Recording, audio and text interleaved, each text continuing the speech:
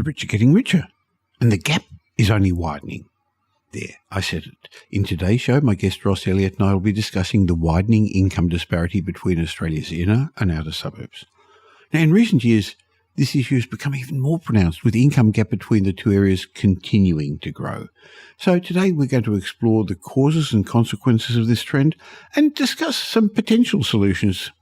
So welcome to today's show as we delve into this important topic and learn a bit more about how we can work towards a more equitable and inclusive society for all Australians.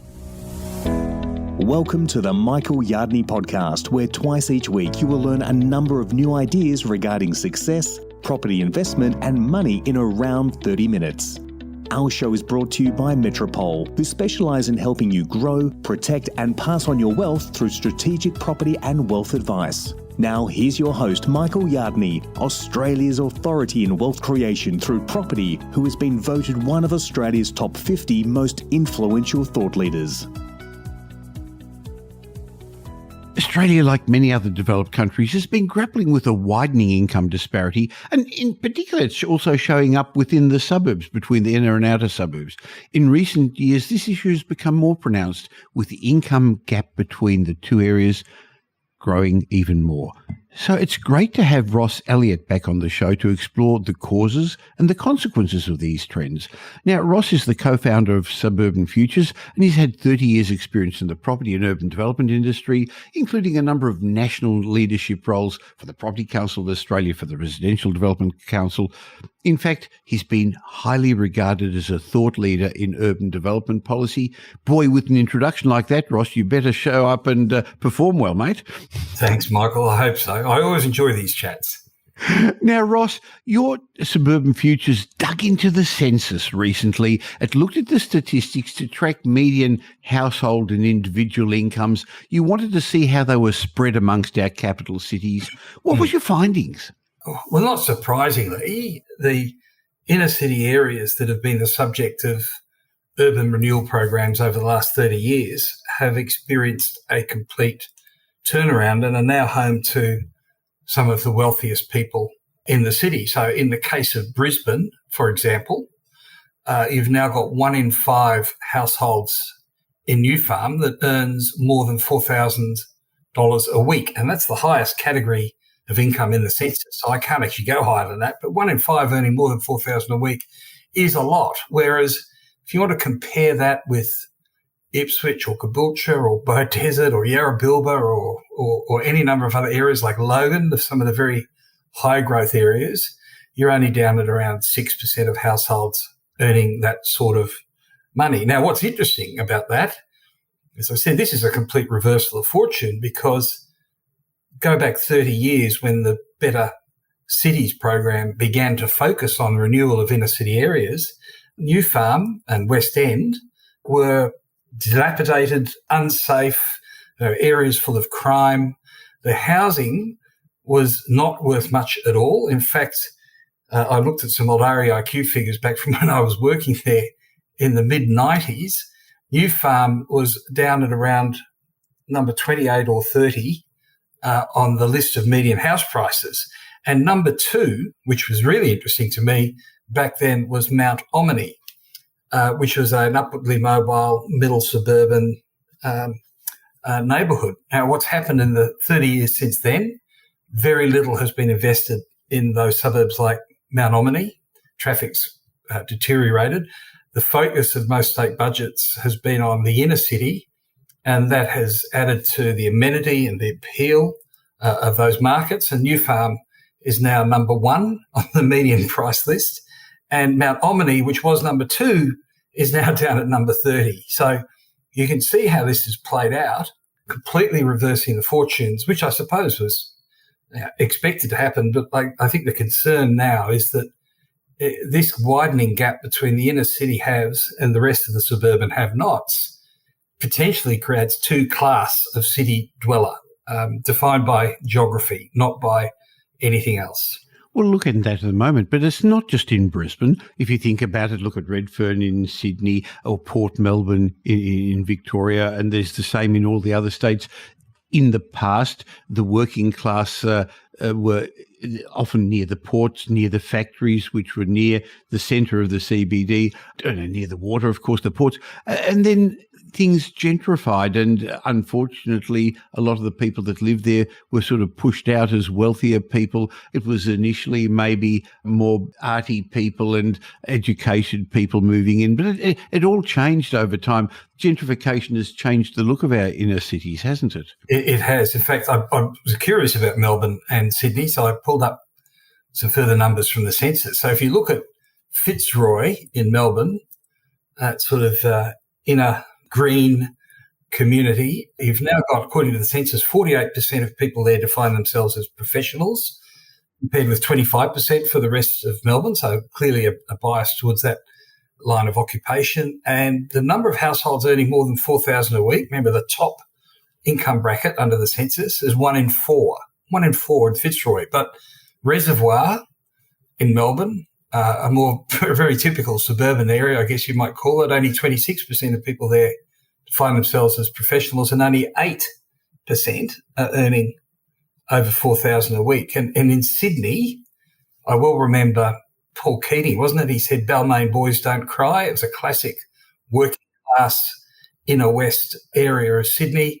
Well, today it's yuppies. 43% are professionals compared with 26% across Sydney. 40%, 4 out of every 10 households in Balmain are now in the very top income bracket of $4,000 a week.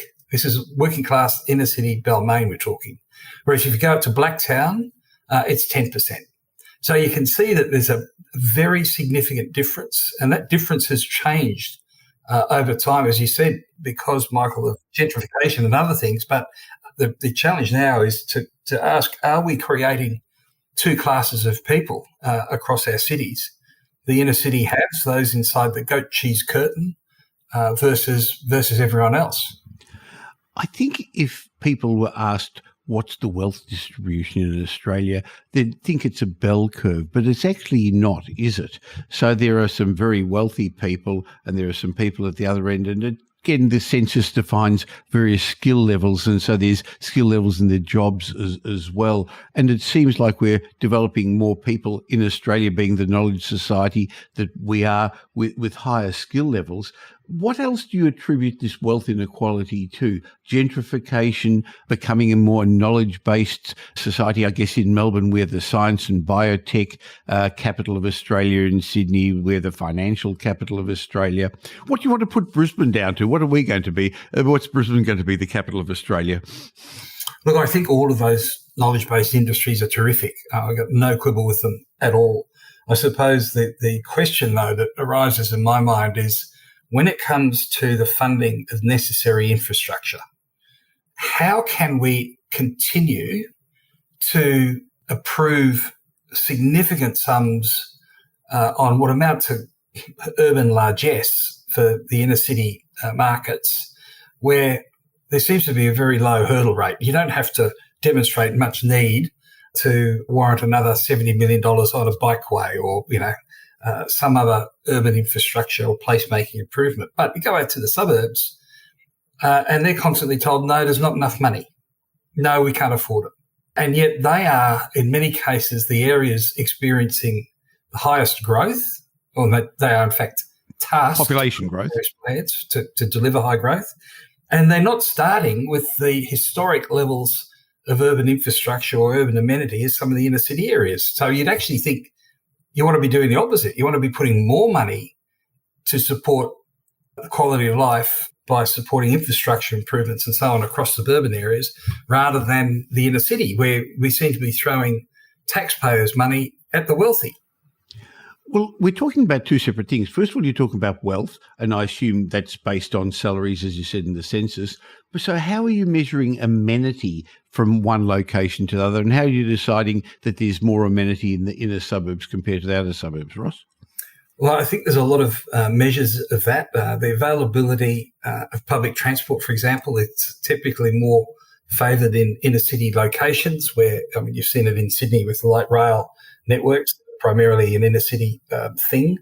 So the convenience of getting to and from the CBD as a workplace, and the CBD might only employ 10 to 15% of the metropolitan workforce, but they are the highest income earners. So we make sure the highest income earners have the best public transport facilities at the greatest subsidy rates too, just by the way. But then there's also things like the availability and the volume of access to social infrastructure, education, the quality of education, the range of education establishments from childcare through to adult, the range and quality of healthcare and healthcare services. They're the sorts of things, along with the quality of parklands and public open spaces and how much has been invested into that, and the sort of people who have access to it without having to drive a long way across the city at a very long commute. So they're the sorts of things that make a significant difference to the amenity of a place. So what are some of the issues that you see developing with this widening wealth inequality? Well, there's a political dimension which is really interesting for those who watch election nights with some interest, and I'm one of them. I'm guilty. You've seen the Greens or the Teals, if you like, take over almost invariably inner city seats where people who, I guess, Michael, if you're on $200,000+ a year, an increase in your electricity bill is not going to set your heart racing.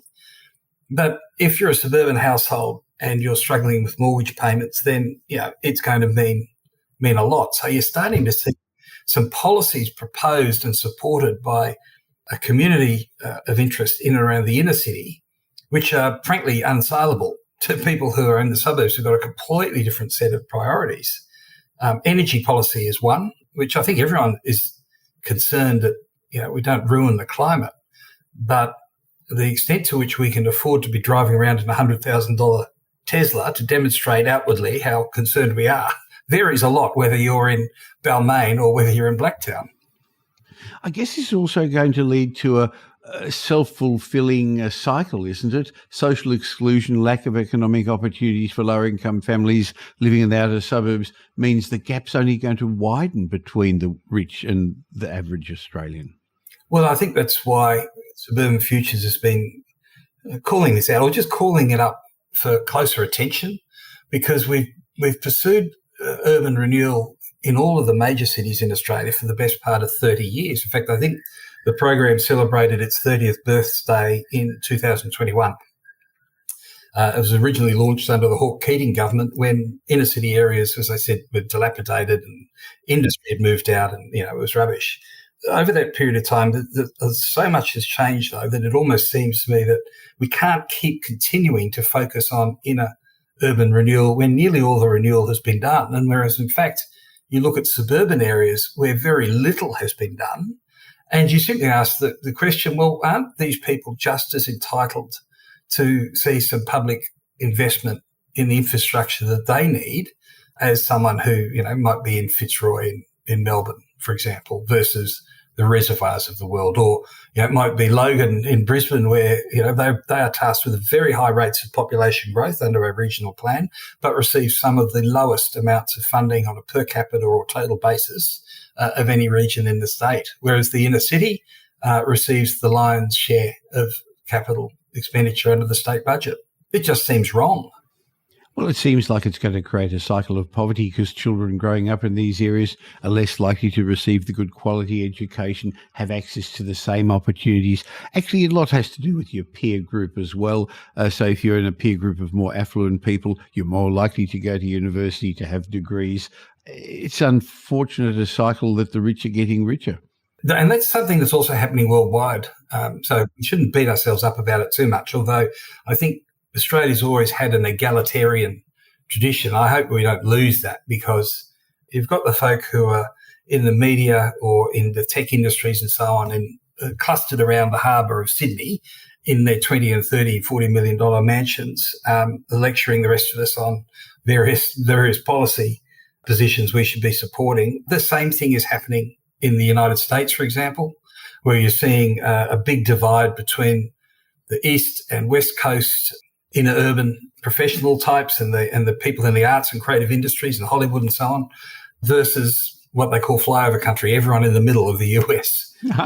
And the same happened in London. In fact, if you look at the London general election, or the one that Boris was victorious at before he was deposed, all of those inner city seats turned progressive Green/Labor, whereas the Conservative vote was hugely strong in suburban areas. So you're seeing this right around the world, where the rich are getting richer, and they're clustering, increasingly it seems that they're clustering in very similar places that offer high amenity in and around inner city areas.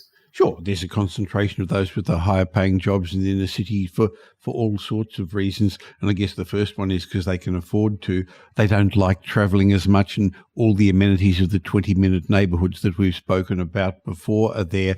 It's actually very hard to get a 20-minute neighbourhood in the outer suburbs where you're 20 minutes from a number of different shops and schools and amenities and work, isn't it? Yeah. Well, that's another discussion altogether, but you're quite right. In those suburban areas that typically many have been treated as just dormitories. So the planning has been simply for residential housing, and not sufficient thought has been given to the opportunities for local work so that people don't have to commute as far either for work or to access social infrastructure. Well, a lot of the development in the outer suburbs is done by the private sector, by developers. Do you see a role for the private sector or businesses in addressing this inequality?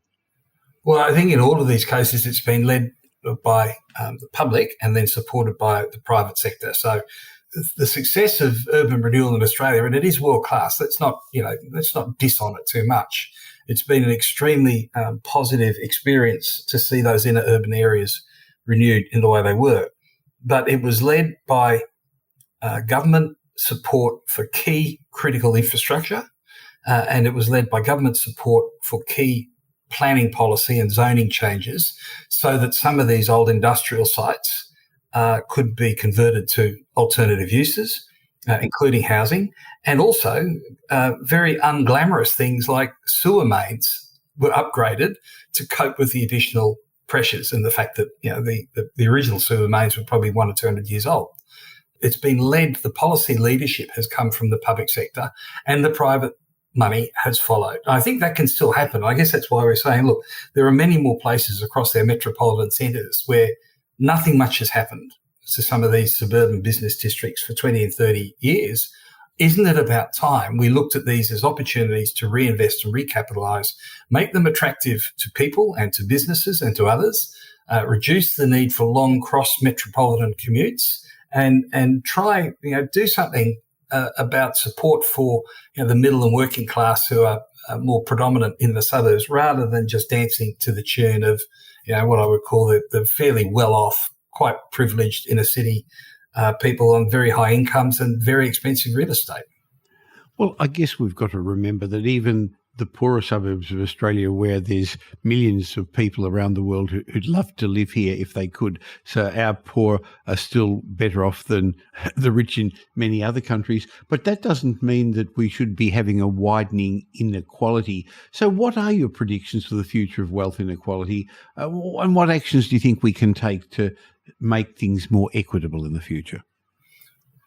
Well, that is a difficult question. I think, though, Michael, it just strikes me that if the income and the wealth inequality is taking on a new geographic form that doesn't necessarily relate to your skills or your education or the amount of effort you put in to life, but it's almost like we have a new class structure based on postcode.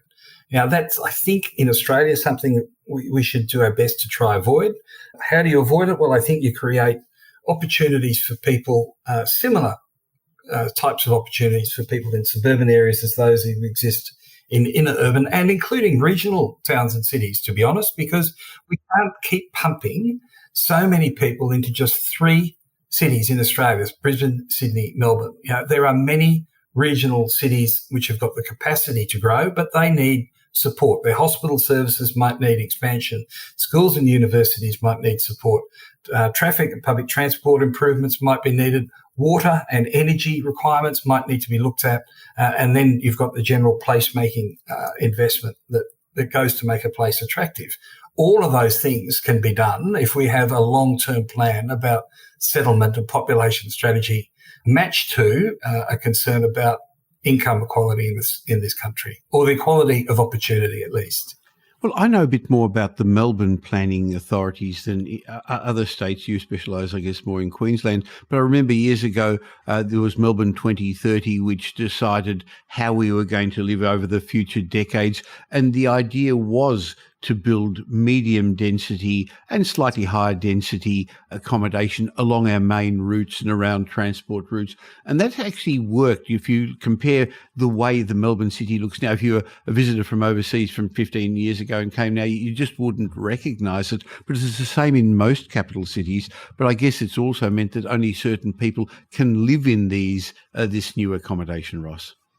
Well, that's the construction reality of today's market, is that building high-density dwellings is the most expensive form of dwelling you can do on a per square metre rate. So if you want to, I don't know what the case is in Sydney or Melbourne right now, but in Brisbane, for example, a fairly standard two-bedroom apartment box, if I can just call it that, with a little bit of outdoor space, maybe 100 square metres internal, external combined, needs to retail for near $1.2 million. That's the problem, isn't it? The new developments are not financially viable, are they, Ross? No, well, unless you're wealthy and can afford it. And that just seems to me, once again, a dilemma, that if the inner cities are going to be characterised by expensive high-rise apartments, then what do we do about everyone else who can't afford that sort of housing product? Well, you've brought up some things for us to think about. While we don't have an answer to this at the moment, Ross, at least we now are aware of an issue that I think most Australians would like to see in egalitarian society, not see such a big disparity. And so I look forward to having a chat with you again. And I love these chats where we sort of dig behind the curtains with a lot of things that people don't talk about our urban society. Thanks for your time, Ross. Always a pleasure. Thanks very much, Michael.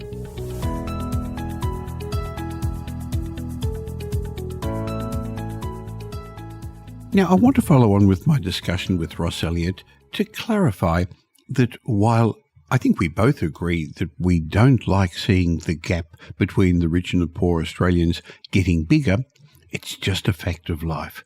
And so how are we going to use this as a property investor? Now, I'm not saying take advantage of people, but just accept the reality that land closer to the CBD in the middle and inner ring suburbs of our capital cities is always going to be more valuable, more sought after, and the wealthier people are going to move there than in the outer suburbs. Now, Ross was explaining the government is contributing to this by adding even more infrastructure and spending more money there. So, as he explained, this is going to create a bigger divide and a cycle of, let's call it, poverty in the outer suburbs. Now, as a property investor, we're looking for properties that are going to outperform in the long term, not just now, but in the long term, because in the future, your future income is going to be dependent upon your tenant's ability to keep paying you rent and higher rent. So over the short term, you're looking for capital growth and also rental growth. But that's why I only invest in areas where the demographics, the people are more affluent, because not only are others going to buy properties near mine and push up the value of my property, particularly in suburbs that are gentrifying, but also tenants who are going to live there are going to be able to afford to and prepared to pay more rent. You see, not everybody who rents because they're poor. They often rent because of just the stage of their life that they're in. They're getting married, they're getting divorced, they're moving house, they've moved to a new state. So we look for areas where incomes are higher than the state averages and where they're growing faster than the state averages. And in general, this is the inner and middle ring suburbs of our capital cities. These are usually where there are people with higher paying jobs, and as Ross has already explained, more amenities, more services.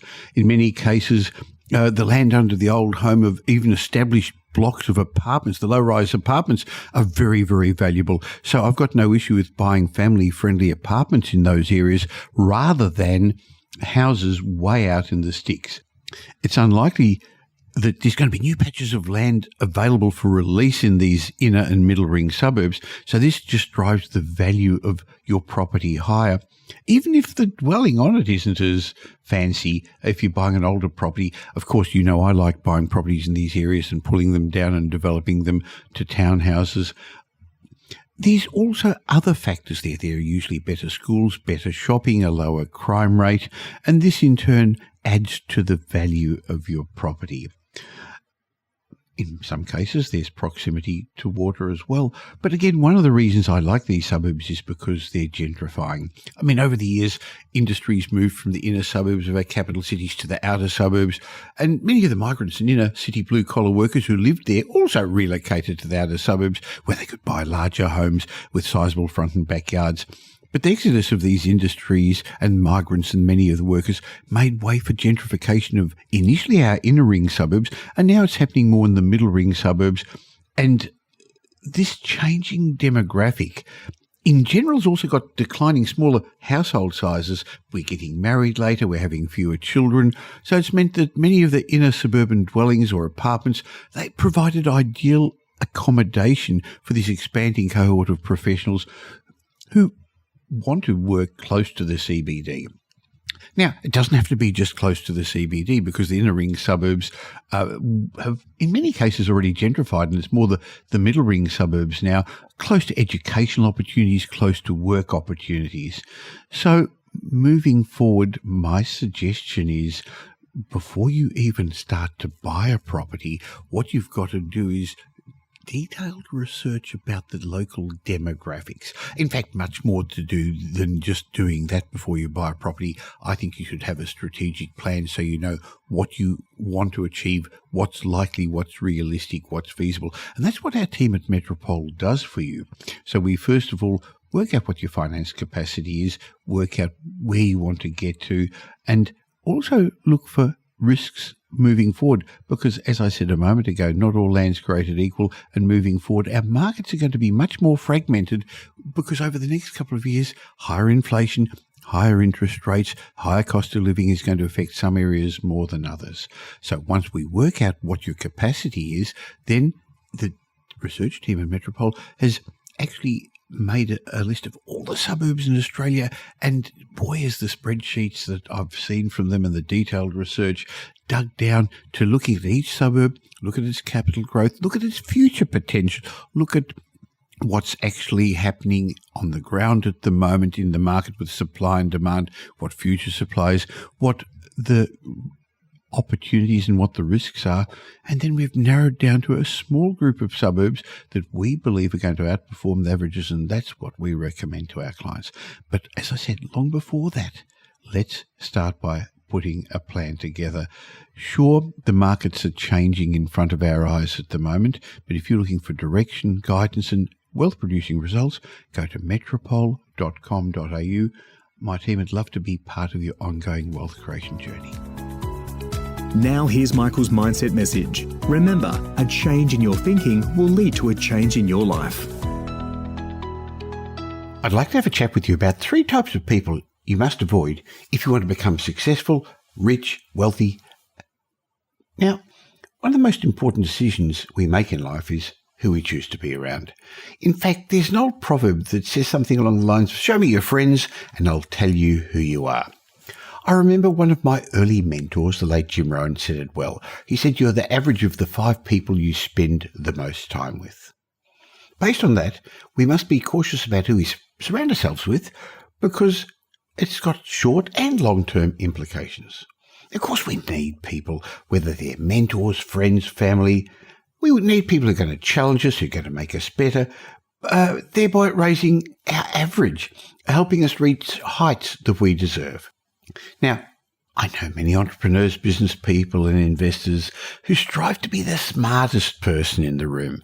But if you're always the smartest person in the room, you're in trouble. You need to surround yourself with people who can run circles around you in many areas as possible. People who can exponentially improve you. They're much better than you in a variety of ways. They're going to help you grow to the next level. But at the same time, you'll need to learn to avoid certain types of people as well. Think of the people with whom you interact on a regular basis. Have you ever met Mr. Negative, the critic, the victim? Now, I bet you're picturing one of those folks right now. I know I am. You'll find them everywhere. Some of them, there's all those permanent property pessimists, the negative Nellies. Others torpedo your business ideas or your career goals. By the way, I hope you never see one of those when you look in the mirror. You see, pessimists spread negativity like the flu, I guess like coronavirus, so you must limit your exposure to them. The risk in listening to these naysayers is that your own thoughts might slowly begin to echo what these other people are saying, because they've got the power to adversely affect not only your outlook, but how high you aim to achieve. So let's have a closer look at these three types of people, so you're going to be able to sidestep them where possible. Now, the first one's Mr. Negative. Now, it could be Mrs. Negative as well. I'm not trying to be sexist here, but Mr. Negative seems to have a problem for every solution, and they love to drain the enthusiasm from any new idea. They'll say things like, oh, that can't be done, or that won't happen, or maybe you can't get rich investing through property. I know people who've lost all their money through property. Mr. and Mrs. Negative is going to suck you into their negative world. And when a window of opportunity opens for you, they're going to pull it down. They're going to pull down the blind so you won't see it. Worse than that, they'll zap your energy and slow down your momentum. You can't expect to lead a positive life if you surround yourself with negative people. The second sort of person to avoid are the critics. Critics are known for finding something derogatory to say about everybody, and they're especially famous for trading confidential or negative information about others. Do you know somebody like that? You know, they like to gossip. They like to control small-minded people. Critics use gossip to get in control of people. So make sure you're never tempted to engage in those sort of shenanigans, because for them, everyone's fair game, including you. If they're going to talk about other people behind their backs, what are they going to say about you behind your backs? Think about it. I mean, critics are threatened by successful people, by talented people, and the greater the success, the louder their criticism, which they hope will draw the spotlight away from their own unimpressive results. So never let anyone who's done nothing tell you how you should do things. The third type of person to avoid are the victims. You know the type. They never accept personal responsibility for anything that's happened to them. Life is chronically unfair for victims, isn't it? It's not their fault. It's never their fault. It's the boss's fault, the government's fault, the system's fault, or the bank's fault they wouldn't lend me money. The deck's always stacked against victims, and they've got nothing but bad luck. They haven't figured out yet that hard work puts you in the place where good luck can find you, and they're famous for putting in very little effort. If you're around somebody with a cold or the flu, you're likely to catch the cold or the flu. I guess in today's world, if you're around somebody with coronavirus, you're likely to catch coronavirus. So what are you catching from the people around you?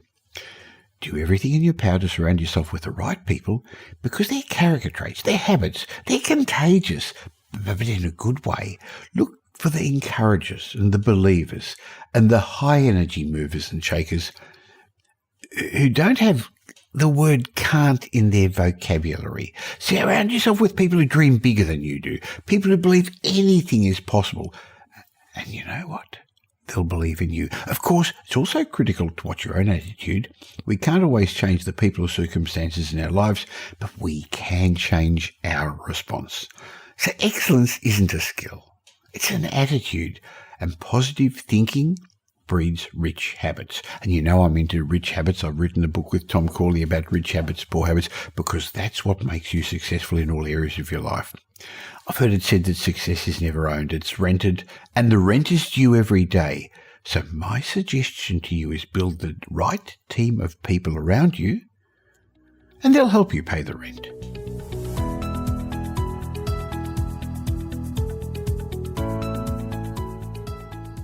Well, thanks for spending the last little while with me, and I hope you got some benefit from this show. If you did, and you know somebody else who'd also benefit, please tell them about the Michael Yardney podcast. There's a share button on every podcast app.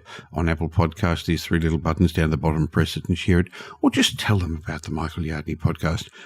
I hope you're going to be doing them a favour, and you'll definitely be doing me a favour and helping me in my quest to make as many people as possible financially literate. Now, there's ways of catching up with me between these shows. Just look for Michael Yardney on social media, or why not join my private Facebook group? Go to Facebook and look for the Property Update Facebook group. And I have a way of saying thank you to you for subscribing to this podcast. Go to podcastbonus.com.au. There'll be a link in the show notes, podcastbonus.com.au, where you can get a bunch of ebooks and reports. My way of saying thank you.